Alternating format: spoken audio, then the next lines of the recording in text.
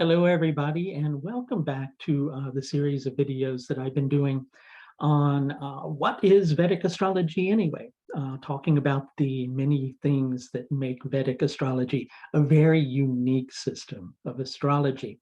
Today, we're going to focus on something called the divisional charts. These are also known as the Vargas. That's Vargas.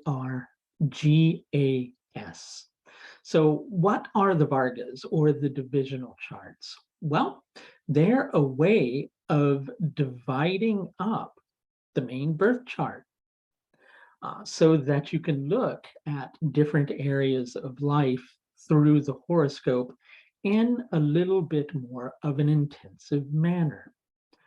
The D1 is the main birth chart. In Vedic astrology, we call that the Rashi chart. It's much like if you went to someone who did Western astrology and they cast a chart for you, the chart they would be casting for you would be, in some ways similar to what we do, which is called the D1 or the Rashi chart.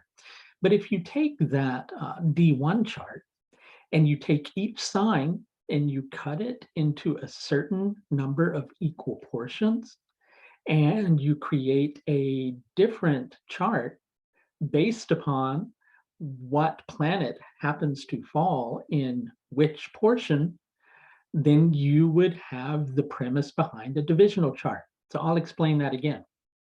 If you take each sign in the main birth chart and you cut it into a certain number of equal portions, let's say, for instance, if you cut it into 3 equal portions and you look and see which planet happens to fall in which section, and you place that planet in a different sign dependent upon which section it falls in the main birth chart, then you have the premise behind a divisional chart.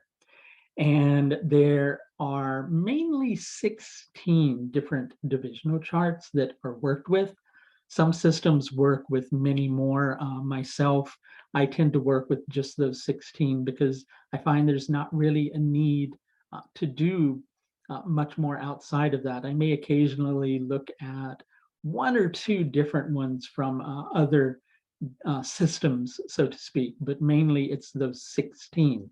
The number 16 we refer to as Shodasha, Dasha meaning 10, Shodasha meaning 16.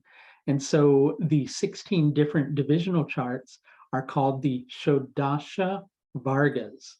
Shodasha Vargas, meaning the 16 Vargas. So here's a good way to understand it too. Think of this flat plane of my hand as being right in front of my throat. Kidding. Think of this flat plane of my hand of being right in front of my throat.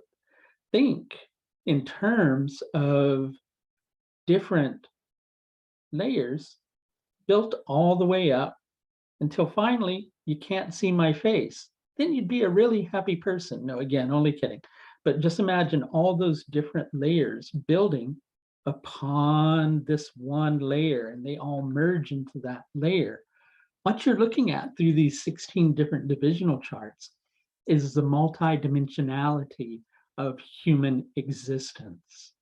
And it's a pretty intensive thing. So different divisional charts are used for different purposes. For instance, there's the D2 chart, which takes the main birth chart and cuts each sign into 2 equal portions, and then appropriates the planets in different signs based upon that.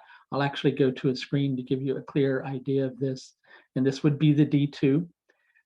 You look at this for things that are related to getting your needs met and the resources that you have at your disposal to do that. It's also looked at for financial liquidity. We use the D2 chart for that purpose. There are several different ways to calculate this D2 chart. So some people are a little more accustomed to seeing a different D2 chart, but we won't go into that here. There is the D7 chart, for instance. That's called the Saptamsha, the 7th divisional chart. And what that does is it takes each sign and cuts it into 7 equal portions.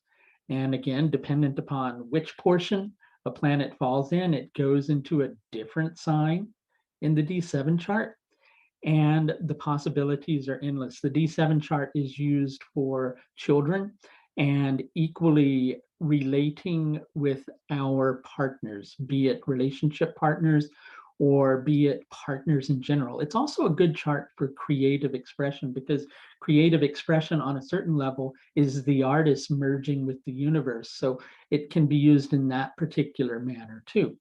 And we continue with this all the way up to the D60. Some systems, again, I said use more. Like there's one system that I think that has a 150th divisional chart, but we're just concerned with these 16 mainly.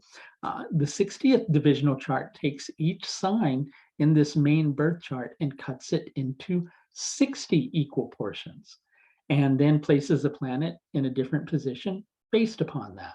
The D60 chart is the totality of everything. It's a very important chart, but it's a very difficult chart to use because you have to have a very accurate birth time to work with that particular chart. So all of these are really, on a certain level, layers of your main birth chart, right? And so what these different divisional charts do, as I was saying before, is they show you the multi-dimensionality of human existence, which of course is all merging into your life path, which is expressed through the Rashi chart. So I'll be back soon with another video on some of the other things that make Vedic astrology a really unique system of astrology to work with. Until then, please do take the very best care of yourself.